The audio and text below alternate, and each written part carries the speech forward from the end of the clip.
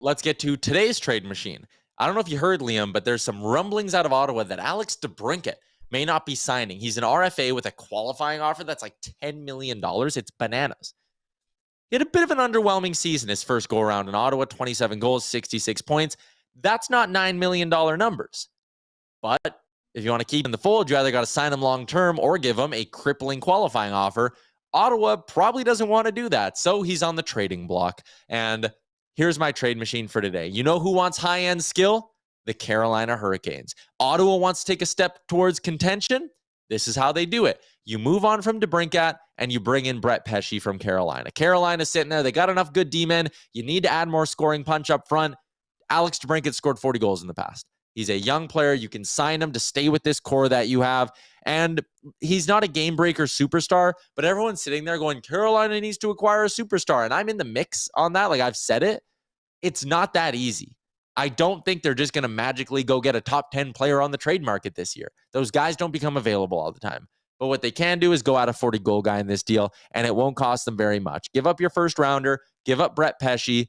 Senators, boom, you get an extra vet. All of a sudden, you got Bernard Docker and Sanderson and all these young D-men, and now they're playing with Shabbat, and they're playing with Chychrun, and Pesce's there to calm things down and take those heavy PK minutes.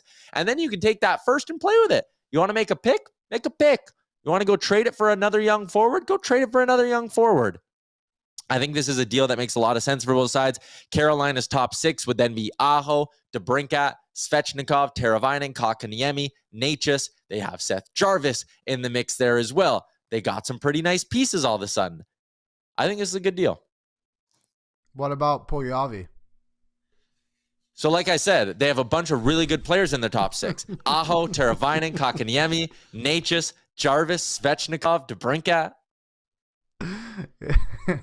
I mean, Carolina wanted Timo Meier, right? And I mean, if DeBrincat and Meier is similar in stature, I don't think they're absolute stars in this league, but they're elite hockey players. So I think a DeBrincat is someone Carolina would definitely want to bring in, and maybe they can get him on that long-term deal. They seem to actually do a pretty good job of wrapping guys up down in Carolina and getting them on team-friendly-ish deals, which also benefit players too. And I mean, if you're moving on from a Brett Pesce, I mean, look at the blue line already. They've got a very, very good defense core there.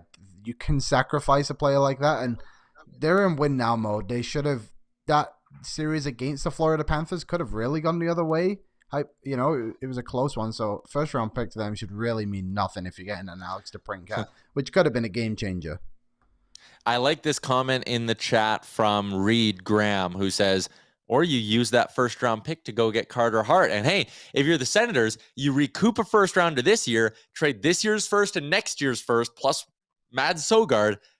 Maybe that's not even enough to get Carter Hart, but still, you trade those pieces, you go get Carter Hart. Now you've turned Alex DeBrincat and a couple other assets into Pesce. Your blue line's better. Carter Hart, goalie of the future. And your forward group is good, man. Stützle, Tkachuk, Giroux, Batherson. It's a solid group. Shane Pinto's going to be in the mix as well. Josh Norris should be healthy next year. Solid little group there. So, yeah, we'll see. There's our trade machine. Yeah, here we go. A look into the future? Now that is, I can't believe they got the photo done already. That is crazy. Yeah, already done his picture day. For DeBrincat, Tyler, do you think he's just gonna? Do you think he wants that $10 million?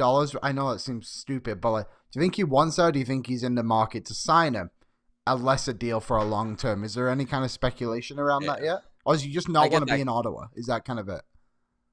I just think I think it's a bit of both.